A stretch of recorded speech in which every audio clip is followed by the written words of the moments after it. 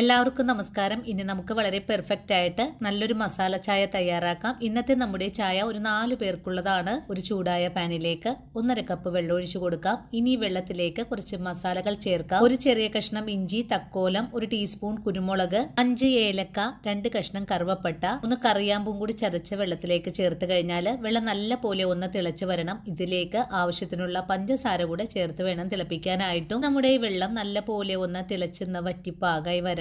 ആ ഒരു സമയത്ത് നമുക്കിതിലേക്ക് ആവശ്യമായ പാലൊന്ന് തിളപ്പിച്ച് വെക്കണം. 1.5 കപ്പ് വെള്ളം 1 കപ്പായി വറ്റി മാറുമ്പോഴേക്കും നമുക്കിതിലേക്ക് പാല് ചേർത്ത് ഒന്നുകൂടെ തിളപ്പിച്ചെടുക്കാം. പാല് നല്ലതുപോലെ തിളച്ചൊന്ന് പൊങ്ങിക്കഴിഞ്ഞാൽ ഫ്ലെയിം ഓഫ് ചെയ്ത് കൊടുക്കണം. അതിനുശേഷമായിരിക്കണം ഇതിലേക്ക് ആവശ്യത്തിനുള്ള ചായപ്പൊടി ചേർക്കേണ്ടത്. ചായപ്പൊടി ചേർത്ത് 1 മിനിറ്റ് ഒന്ന് അടച്ചു മൂടി വെച്ച് കഴിഞ്ഞാൽ പിന്നെ നമുക്ക് ഒന്ന് അരിച്ചുകൂടി എടുക്കാം. ഇനി ചൂടോടുകൂടി തന്നെ ഗ്ലാസുകളിലേക്ക് പകരാവുന്നതാണ്. അങ്ങനെ നമ്മുടെ പെർഫെക്റ്റ് മസാല ടീ ഇവിടെ റെഡിയാണ്.